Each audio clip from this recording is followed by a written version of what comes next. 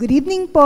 Welcome po sa ating midweek service. So, for tonight po, pag-uusapan pa rin po natin ang tungkol sa mga kababaihan dahil pinagpapatuloy pa rin po natin yung pag-celebrate ng International Women's Month bilang pagkilala po sa mga kababaihan. So, bago po tayo mag-start, gusto ko muna pong batiin lahat ng mga nanonood sa atin dito and sa online po, yung mga online viewers po natin. Saan man pong lugar kayo dito sa Pilipinas o sa ibang bansa, good evening po, good morning, good afternoon, and welcome po sa ating midweek service. Ayan.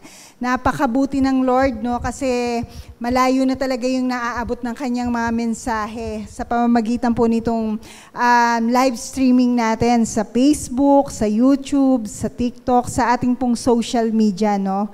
Praise God po. By the way po, ako po si Ate Lala, isa po sa Primary 12 ni Pastor Alan. So, for tonight po, ako po yung magbibigay ng mensahe tungkol po sa isang character po sa Bible, no? Sabihin na nating women of the Bible, na nagpakita po remarkably, no, ng isang kakaiba pong kanyang ginawa na nagamit po siya ng Lord, no? Actually, nung inassign po ako dito para maging speaker po para sa ating midweek service for Women's Month, and nung inaaral ko at nagre-research po ako, napakadami palang mga kababaihan ang tinawag ng Lord, ang ginamit ng Lord, no, para sa kanyang kingdom. And maaaring yung iba po ay hindi natin masyadong nadidinig ang pangalan, pero sabi nga, pag pinili at tinawag tayo ng Lord, no, gagamitin at gagamitin po niya ang buhay natin. Yan, praise God. So bago po tayo magsimula, samahan niyo muna po akong manalangin. Yes, Father God, Lord, we worship you, Lord. We honor you, Lord God. We glorify your name, Panginoon. We thank you, Lord God, for tonight, Lord God, na muling pinagsama-sama mo kami, Panginoon, upang makapakinig ng iyong mensahe, Lord God. Lord, I ask for your Holy Spirit, Panginoon, Lord God, to guide us, Lord God, to guide me, Panginoon, Lord God, na maging daluyan po ako, Lord God, ng inyong mensahe, Panginoon. Dalangin ko, Lord God, na itago mo po ako sa inyong likuran at ang mga bagay, Lord God, mga salitang aking sasabihin, Panginoon, ay tanging sa inyo lamang po nagmumula. Lord, we pray na makipag-usap ka po sa bawat isa po na naririto, maging sa mga nanonood po sa amin online, Lord God. Speak to us, Lord God. Reveal your message, Lord God, on our personal level, Panginoon. At nawa, Panginoon, ito ay pumasok sa aming tainga, Panginoon, sa aming isipan, sa aming puso, sa aming buhay, Panginoon, at magamit namin, Lord God, sa aming pamumuhay upang makita, Lord God, na mayroon po kaming Jesus Christ sa aming mga buhay. Maraming salamat, Panginoon. Sa iyo po namin tinataas ang lahat ng ito. In Jesus' name we pray. Amen. Ayan. So, isa po munang palakpak ang ibigay natin para po sa ating Lord. So, kagaya po nung nasabi ko kanina, no, tayo po ay mag-uusap ngayon tungkol po sa isang character sa Bible, isang babae po, no, na nagamit ng Lord. Ito po ay matatagpuan sa Old Testament. Actually po, siya po ay dinescribe sa Bible as beautiful and intelligent woman. Wow, no? Kung sa panahon po natin, parang masasabi natin pong beauty and brain siya. So, parang pang Miss Universe, no? Pero actually po, hindi lamang po yung kanyang ganda at hindi lamang po yung kanyang talino ang masasabi nating natunghayan doon sa story sa Bible, kung hindi po yung bagay na kanyang ginawa sa pamamagitan po ng courage, good judgment, and timely action para masave niya ang kanyang sambahayan at ang kanila pong mga nasasakupan sa kanilang lugar, yung kanila pong community. So wala po akong ibang tinutukoy dito, kundi po si Abigail. Yan.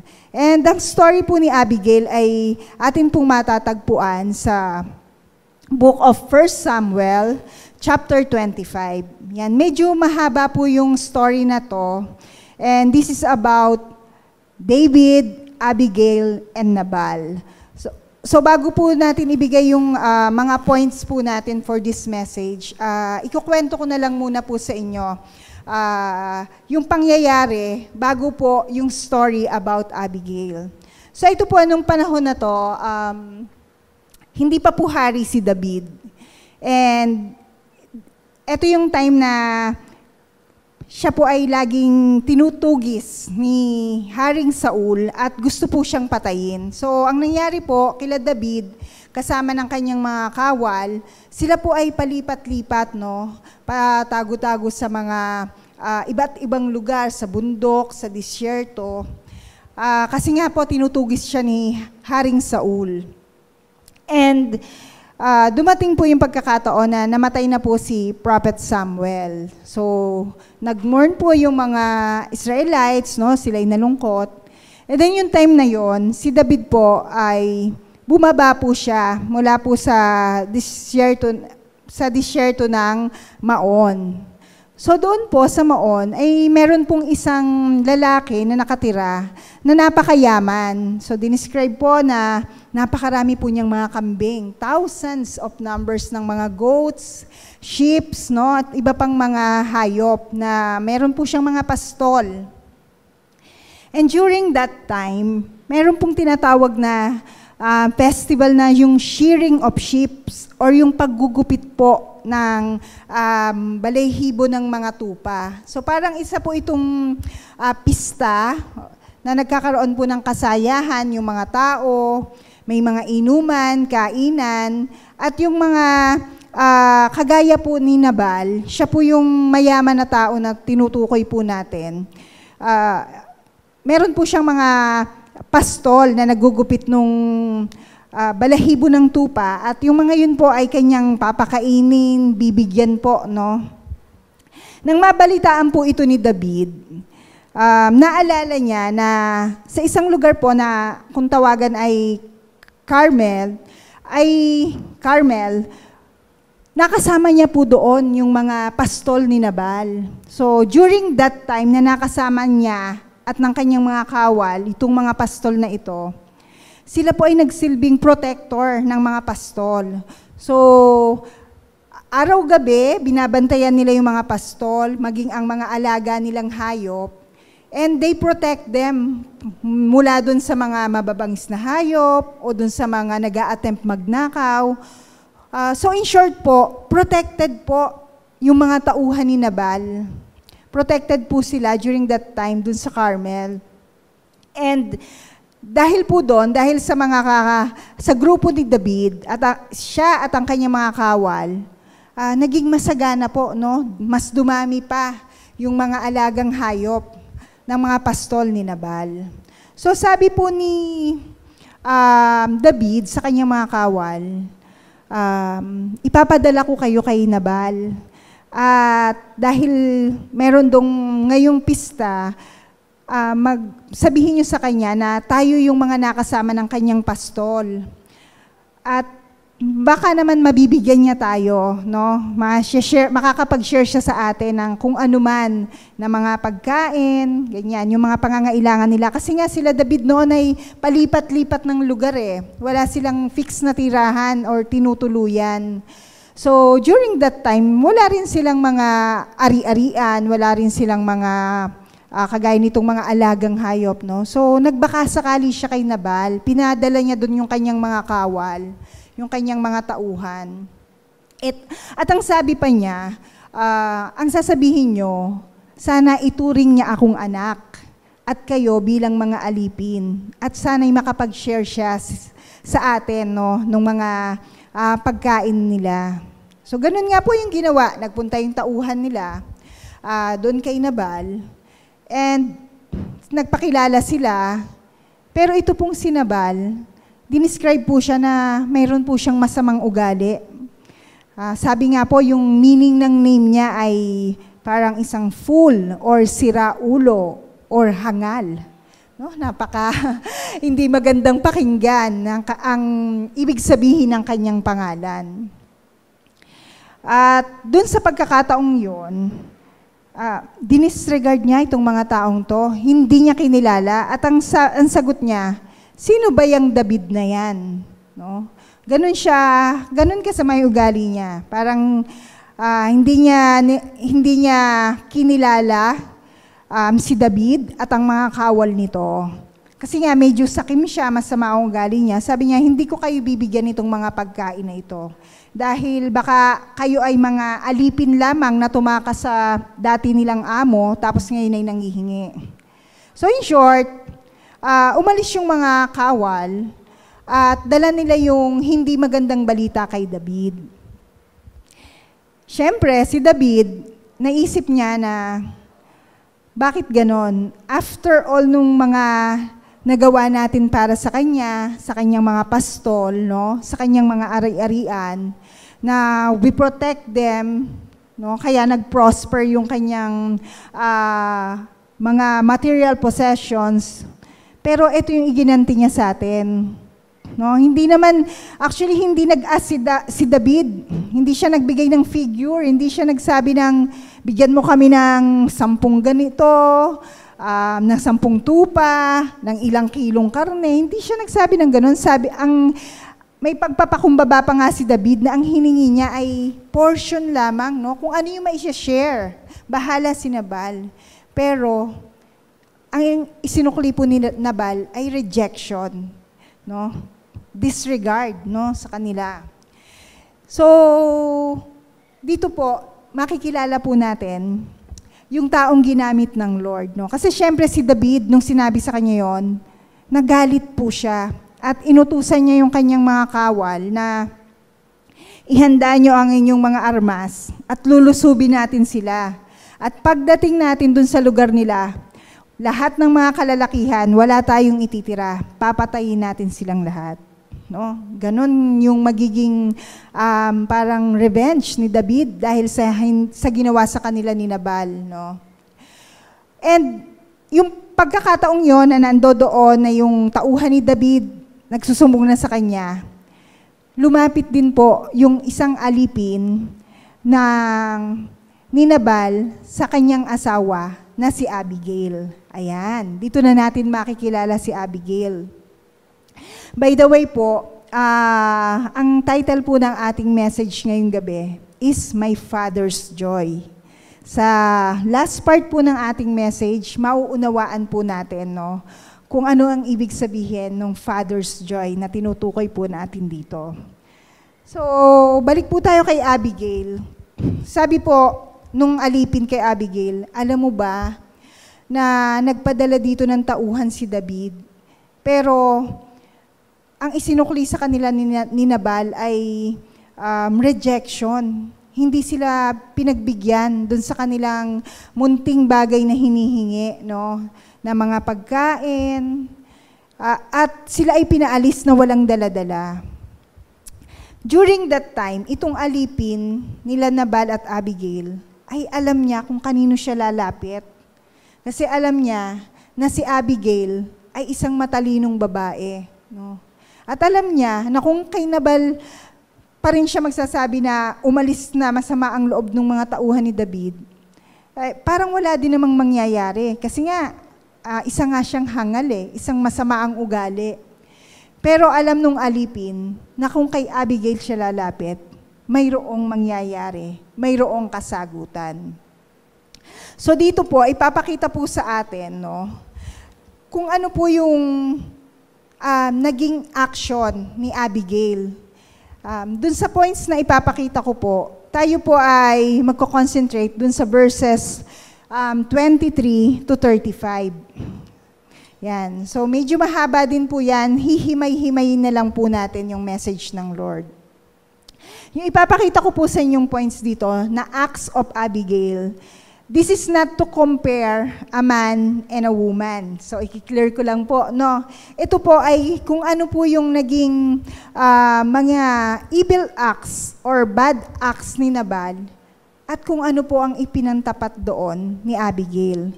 So, for our point number 1, Si Abigail po ay nagpakita ng humility and reverence. Ayan. So, from Nabal being proud, no, na mayabang, ang tingin niya sa sarili niya ay makapangyarihan dahil nga siya ay mayaman, pero si Abigail po ay nagpakita po siya ng humility at reverence. Paano po ito nangyari? So, nung sabihin po kasi sa kanya, nung alipin na umalis na walang dala-dala ang mga kawal ni David, hindi na po siya nagdalawang isip. Agad-agad po at dali-dali, inutusan niya yung kanyang mga alipin na mag-prepare po ng mga pagkain, alak, tinapay, mga karne, at ito po'y pinasakay niya doon sa mga asno nila. No? Sabi niya, sige, mauna kayo at susunod ako. Ako ang kakausap kay David. So, imagine nyo po, isang babae, no? Haharap po siya, no? Kay David, kasama ang mga kawal nito. Sa atin po kaya mangyari yun ngayon, sa panahon ngayon, na alam po natin na may lulusob sa atin na kaaway, no? Na alam natin na napakahusay nitong mga grupong to pagdating sa mga digmaan, pagdating sa mga labanan. At tayo, dahil tayo yung may mali, lulusubin tayo, ano po kaya yung ating magiging reaction?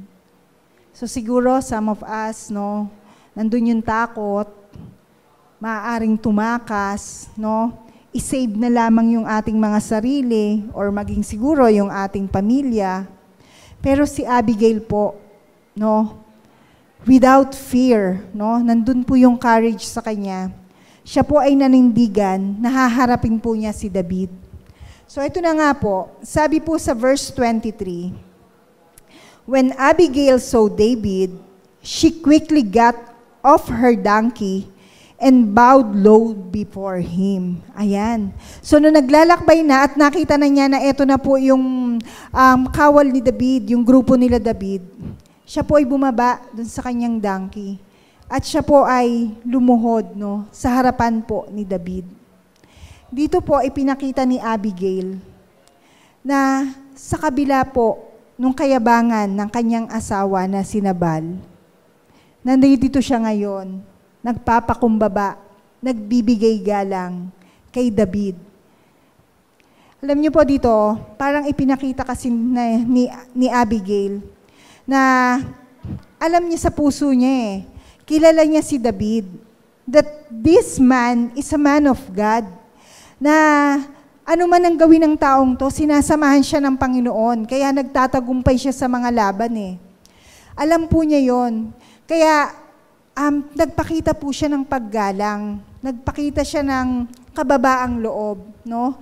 Na para yung pagiging mayabang nitong si Nabal, makita po ni David na heto, ang asawa ni Nabal ay nagpapakumbaba sa kanyang harapan.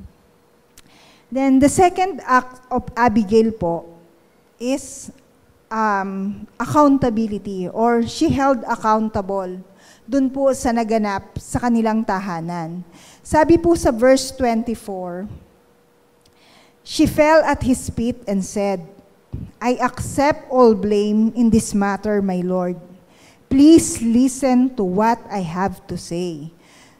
So, in contrast po sa pagiging irresponsible po ni Nabal, si Abigail po ay nagpakita po ng accountability dun sa pangyayari. Inako po niya yung blame, no? Sabi niya kay David, ako po ang inaako ko na po yung pagkakamaling ito na nagawa ng aking asawa. Actually, masasabi natin yung irresponsible si Nabal kasi ano siya yung master ng mga pastol And itong pumunta sa kanila ay alam niyang kawal ni David. Makapangyarihan itong mga to. Magagaling sa digmaan itong mga to. So hindi niya inisip na mapapahamak yung kanilang household, yung kanilang community dahil sa kanyang pagiging irresponsable. Pero alam niyo po, isang babae po, si Abigail, inako niya po, no, yung blame. Pero nandoon po ang wisdom sa kanya. Kasi sabi nga po, siya po ay isang beautiful and intelligent woman. Sabi niya dito, please listen to what I have to say. No? Nandudun po sa kanya yung karunungan na aakuin niya yung kamalian, pero nandoon yung kanyang courage na sabihin kay David, na pakinggan mo kung ano yung sasabihin ko. So di po ba, napakaganda po na ipinakita dito ni Abigail na tumayo po siya bilang representative ng kanilang household, ng kanilang community, ng kanilang mga nasasakupan, no? Accountable siya, and at the same time, nandoon po yung kanyang courage na sabihin kay David na, pakinggan mo muna yung mga bagay na sasabihin ko sa'yo. Ayan, praise God. So point number 3 na po tayo. The third act of Abigail is generosity. So muli po, si Nabal po, nagpakita po siya ng greediness, pagiging sakim, pagiging makasarili, pagiging madamot, no? Pero si Abigail po, no, dun sa kanyang mga inuutos sa kanyang mga alipin na daan-daang mga tinapay, karne, alak, no? Nagpakita po siya ng generosity dito. Sabi dito sa verse 27, and here is a present that I, your servant, have brought to you and your young men.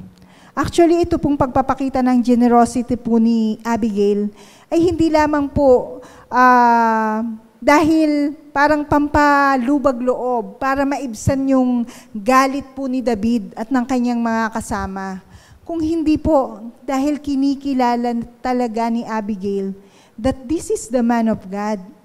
Naging generous po si David sa pagtulong sa kanila, sa pag-protect ng property nila.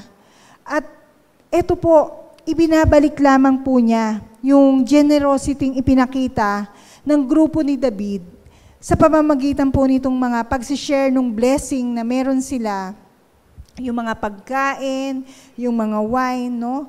After all, napakayaman naman kasi ng kanilang pamilya. So, ibinabalik lamang po niya yung nararapat para kay David at sa mga tauhan nito. So dito po, pinakita talaga na out of greediness, nito pong si Nabal, si Abigail po ay nagpakita ng generosity kay David.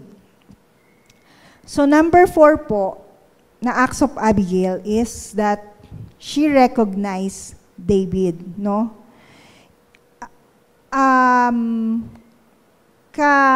Kabaligtaran po na sa ginawa ni Nabal na dinisregard niya po. Dinisregard niya yung tauhan ni David at yung mensaheng padala ni David na sinasabing, kilalanin mo ako bilang anak at itong mga kawal ko bilang iyong alipin. Na kami ay mga nakatulong sa iyong mga pastol noon. Pero ang naging sagot po niya, he disregard them, no? Wala siyang pakialam. Hindi niya po kinilala si David nung mga time na yon. But here is a woman who recognized the man of God. Sabi po dito sa verse 28, sabi po ni Abigail kay David, please forgive me if I have offended you in any way. The Lord will surely reward you with a lasting dynasty, for you are fighting the Lord's battle, and you have not done wrong throughout your entire life. Even when you are chased by those who seek to kill you, your life is safe in the care of the Lord your God, secure in His treasure pouch. But the lives of your enemies will disappear like stone shots from a sling. No, dito po, hindi lamang po basta ni-recognize po ni Abigail si David. She speak blessing and favor sa taong ito. And in fact, nag-ano rin po siya, nagbigay din po siya ng prophecy, no? Na ikaw ay magiging hari at mula sa yung dynasty, hindi mapuputol sa yung salinlahi, no? Yung pagiging hari ng Israel. So, actually dito talaga pong ipinakita na kinilala, inonor, at sinabi na natin na she speak blessing and favor sa buhay ni David. She even prophesy na siya ay magiging hari, no? Kasi alam niya, this is a man of God, yung kaharap niyang tao na to. So nag-declare po siya ng blessing sa taong ito. Hindi lang siya basta nag-alay ng mga pagkain or nag-share ng pagkain sa kanila, no? She even speak and declare good words para po kay David sa pagkakataong yon. So dito parang naisip ko, no, tayo bilang mga Kristiyano, sana ganito din po tayo, no? Huwag po nating i-disregard yung mga man of God, yung ating mga pastors, yung ating mga cell leaders, yung ating mga spiritual mentors, no? Kasi alam po natin na sila po ay anointed ng Lord. Sila po ay pinili ng Diyos. At yung pong pag-prosper ng buhay nila, tayo po ay kasama doon, no? Sa pag-unlad po nila, sa mga biyaya pong matatanggap nila, tayo po bilang church ay kasama doon. Kaya i-recognize din po natin sila. Let's speak blessing to their lives, no? Doon sa mga anointed people po ng ating Panginoon. Sapagkat sila po ay pinili at ang taong pinili po ng Lord, sabi nga, kapag in-honor natin, tayo ay i-honor din ng Panginoon, no? And lastly po, dun sa Acts of Abigail, siya po ay nagpakita ng selflessness, no? Hindi niya po inisip yung pansariling kapakanan niya lamang. And this is in contrast dun sa pinakita ni Nabal na selfishness, no? Si Nabal, wala siyang inisip, kundi ang kanyang sarili. Yun nga, sa pagiging sakim niya, sa pagiging greed niya, sa pagiging mayabang niya, na ang inaalala lang niya ay yung sarili niya, kayamanan niya. So parang siya ay ako, akin, ako lamang. Yun. So yun ang kay Nabal po eh. Pero po si Abigail, nagpakita po siya ng selflessness. Paano po natin masasabi yon? Sabi po dito, and when the Lord has done these great things for you, please remember me, your servant. No? Alalahanin mo ako. Actually, yung salita niyang ito, na alalahanin mo ako, ay hindi po nangangahulugan na siya lamang ang aalalahanin. Kasi alam ni David, alam ng Lord, na siya ay pumunta doon para po siya ang maging representative ng kanilang pamilya, ng kanilang household, ng buong sambahayan nila, ng kanilang buong community. No, inisip po ni Abigail na maiiwasan yung kaguluhan, yung pagdanak ng dugo, maisesave po niya ang buhay ng kanyang mga pamilya, ng kanyang mga tauhan, ng kanyang mga alipin, at ng iba pang mga tao dun sa kanilang komunidad, sa kanyang paglapit kay David. No? So dito, hindi niya inalala yung kanyang security, hindi niya inalala yung kanyang sarili kung mapapahamak siya, na kung ang haharapin niya ay isang galit na David at ang mga kawal nito.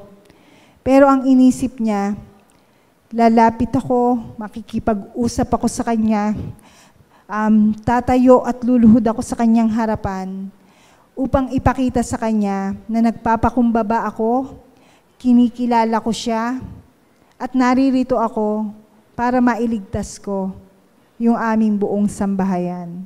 So dito po, nagpakita po ng selflessness si Abigail. So, to summarize po everything, no, sabi nga natin, bakit kaya My Father's Joy, yung title ng ating message ngayon.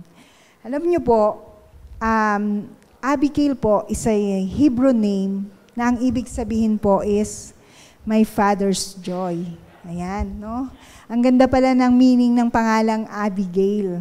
So, hello po sa mga nanonood sa atin right now na ang pangalan ay Abigail, no? Ang ganda po ng ibig sabihin ng inyong pangalan. At ito, napakaganda po ng mensahe ng Lord, no? Sa ipinakita po ni Abigail, tunay nga na siya po ay kasiyahan ng kanyang biological father at ng atin pong Ama sa Langit. So, to summarize po, no, let us be an Abigail. As Christian, hindi lamang po sa ating mga kababaihan ang panawagang ito, na tayo po ay maging our Heavenly Father's joy. No? So, paano po natin maipapakita ito? So, number 1 po, how to become an Abigail. Let us become the reason why people will praise God. Yan. So, sabi po sa verse 32, David said to Abigail, "Praises be to the Lord, the God of Israel, who has sent you today to meet me."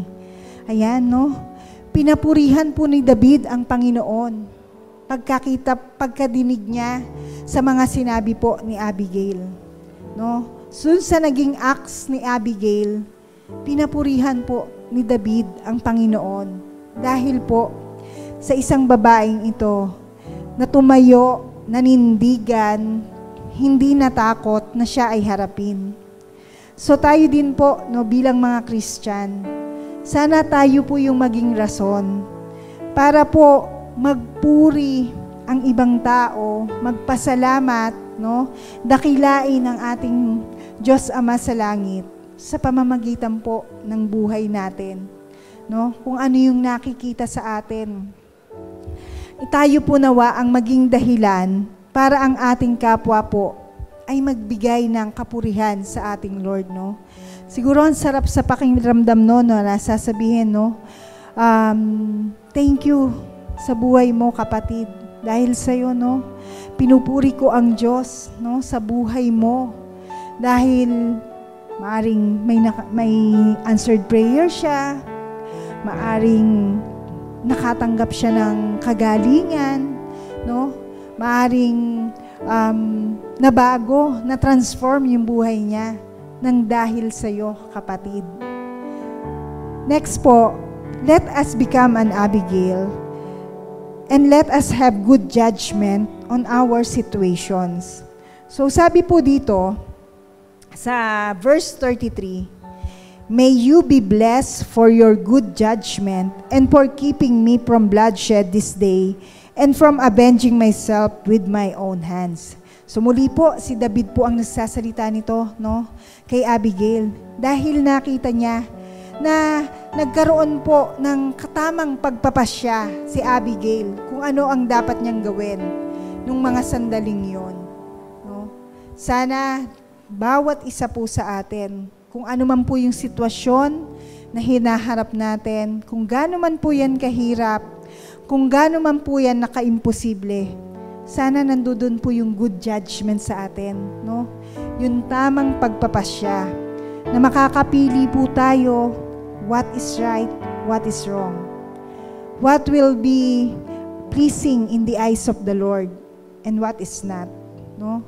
Sana po yung karunungan, no, na meron po si Abigail, yung intelligence niya, ganun din po, hingin din po natin yung karunungan na nagmumula sa Lord.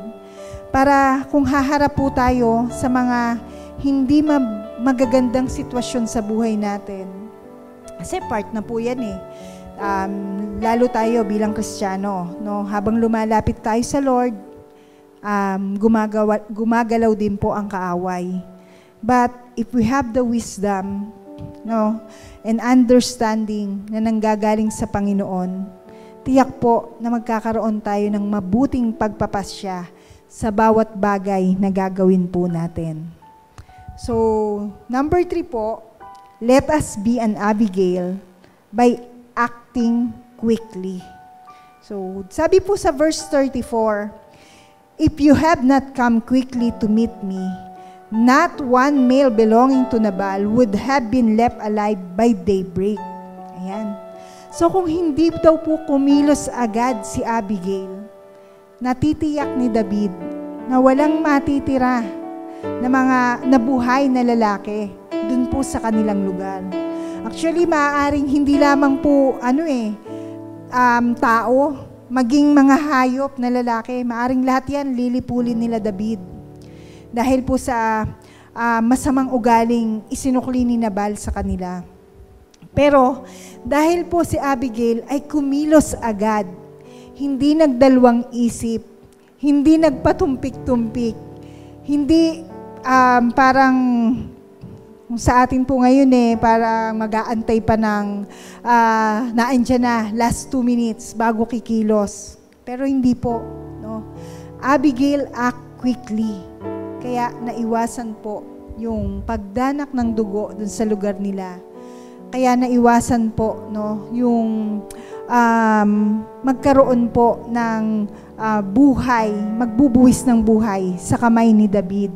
Na maging si David po ay iniligtas din ni Abigail, no, from doing these things na alam po natin na parang magbibigay ng blood stain sa kanyang mga kamay dahil po sa ginawa po ni Nabal sa kanila. Number 4 po, let us be an Abigail and let us be the protector of our family. Yan. So dito po, sabi po sa verse 5, go home in peace. I have heard your words and granted your request. Wow, praise God, no? Sinabi ni David sa kanya, sige, makakauwi ka na. Ipayapa mo na yung isipan mo, kalooban mo, dahil hindi ko na gagawin yung plano ko na pagpatay doon sa community nyo. So dito po ipinakita na dahil po sa ginawa ni Abigail, siya po yung nagsilbing protector po, no, nung kanilang family, nung kanilang household, nung kanilang community. Naiwasan po na may mabuwis ng buhay, naiwasan po na magkaroon ng kaguluhan. Dahil po may isang Abigail na humarap, no, at nakipag-usap kay David ng mga sandaling yon. So, diba, sabi ni David sa kanya, I have heard your words and granted your request. Parang ito na rin po ay sinabi niya na dininig ko at dininig ng aking Diyos, no, kung ano yung desire ng puso mo at huwag kang mag-alala, ipagkakaloob ko yun sa'yo, no. So, napakaganda po na ipinakitang ito. Dahil dun sa pakikipag-usap, dahil sa naging courage ni Abigail, nagkaroon ng deliverance, no, dun sa kanilang household, hindi po sila napahamak. And lastly po, let us be an Abigail and let us use our wisdom to glorify God. Yan.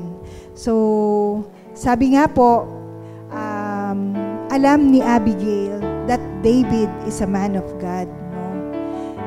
Kaya, nandudun sa kanya ang karunungan na ang taong ito ay aking igagalang, aking ire-recognize, at aking i-declare yung mabubuting bagay sa buhay niya. Sapagkat alam ko na sa pamamagitan niya, no, bibigyang kaluguran ko ang Panginoon. And in return, ipagkakaloob ng Lord yung desire ng puso ko para sa aking sarili at para sa aking family at para sa aming community. So dito po, yung sinasabing characteristic po ni Abigail, that she is beautiful and intelligent. Ginamit niya po yon. She also has a beautiful heart, no? She has a beautiful heart and she has the wisdom na ginamit niya to glorify God. At nang sa gayon po, sa pagiging courageous niya, sa pagkakaroon niya ng good judgment, sa pag-act niya quickly and timely, naligtas niya po ang kanilang community. So tayo po, lahat po tayo dito, tinatawagan po ng Lord, no? Hindi lamang po ang mga kababaihan, kundi lahat po tayo na mga Kristiyano, na nawa ang bawat isa sa atin, no? Kagaya po ni Abigail, tayo po ay magkaroon ng humble heart, tayo po ay magkaroon ng accountability sa mga bagay na pinapagawa ng Lord. Tayo po ay magkaroon ng generous heart. Tayo po ay magkaroon ng pusong kumikilala sa Panginoon.